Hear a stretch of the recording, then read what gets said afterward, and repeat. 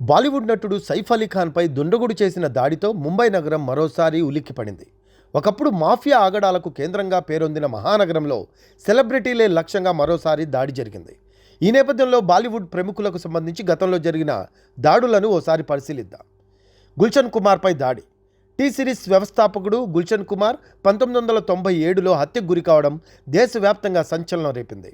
దైవభక్తి కలిగిన ఆయన అంధేరీలోని శివాలయాన్ని నిత్యం 2 సార్లు ఉదయం సాయంత్రం దర్శించుకునేవారు. ఆ క్రమంలో ఆగస్టు 12, 1997న ఆలయం నుంచి బయటకొచ్చి కారు డోర్ తీస్తున్న సమయంలో దుండగులు మెరుపు దాడి చేశారు. కూపర్ ఆసుపత్రికి తరలించగా అప్పటికే ఆయన మరణించినట్లు ధృవీకరించారు. రాకేష్ రోషన్పై దాడి. హృతిక్ రోషన్ తొలి చిత్రం 2000లో వచ్చిన కహోనా ప్యార్ హై సినిమా భారీ విజయం సాధించిన విషయం తెలిసిందే. అదే సినిమాలో హృతిక్ తండ్రి, ఆ చిత్ర నిర్మాత రాకేష్ రోషన్పై హత్యాయత్నం జరిగింది. శాంతాక్రజ్ ఆఫీస్కు సమీపంలో రాకేష్పై అండర్వరల్డ్తో సంబంధం ఉన్నట్లు భావిస్తున్న ఇద్దరు దుండగులు కాల్పులు జరిపారు. ఓ తూటా భుజానికి, మరొకటి ఛాతీలోకి దూసుకువెళ్ళింది. అయినప్పటికీ కారును డ్రైవ్ చేస్తూ పోలీస్ స్టేషన్కు వెళ్లారు. అనంతరం ఆసుపత్రికి తీసుకువెళ్లారు. సర్జరీ తర్వాత ప్రాణాపాయం నుంచి బయటపడ్డారు. షారుఖ్ ఖాన్పై దాడి. బాలీవుడ్ సూపర్ స్టార్ షారుఖ్ ఖాన్పై ముంబై అండర్వరల్డ్ నుంచి అనేకసార్లు ముప్పు ఎదుర్కొన్నారు. ముఖ్యంగా 1990లో షారుఖ్ను లక్ష్యంగా చేసుకొని గ్యాంగ్స్టర్ అబూ సలేం అనేకసార్లు బెదిరింపులకు దిగాడు. అయితే ఖాన్ మాత్రం అండర్వరల్డ్ ఒత్తిడికి తలొగ్గకుండా వారికి వ్యతిరేకంగా తన గళాన్ని వినిపించాడు.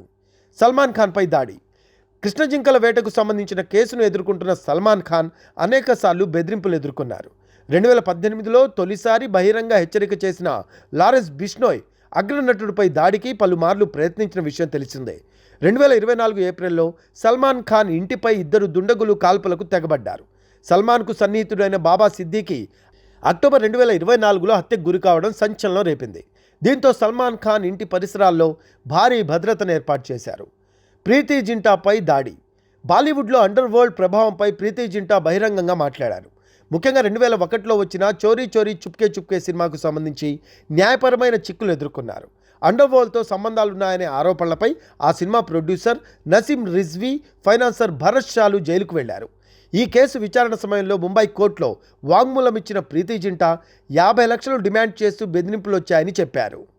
ముస్తాక్ ఖాన్, సునీల్ పాల్ వీళ్లపై దాడి. వెల్కమ్, స్ట్రీట్ 2 వంటి సినిమాల్లో నటించిన ముస్తాక్ ఖాన్ కిడ్నాప్కు గురి కావడం కలకలం రేపింది.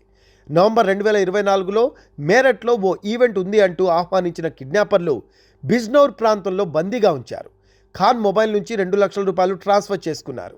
ఒకరోజు తర్వాత నిందితుల నుంచి ఆయన తప్పించుకున్నారు. సునీల్ పాల్ కూడా ఇటువంటి ఫిర్యాదు చేశాడు. ఉత్తరాఖండ్కు వెళ్తున్న సమయంలో దోపిడీకి గురయ్యానని చెప్పాడు. కిడ్నాపర్లు 20 లక్షలు డిమాండ్ చేయగా 8 లక్షలు చెల్లించినట్లు పేర్కొన్నాడు. అయితే ఈ 2 కిడ్నాప్లకు సంబంధం ఉన్న గ్యాంగ్ను ఇటీవల పోలీసులు అరెస్ట్ చేశారు.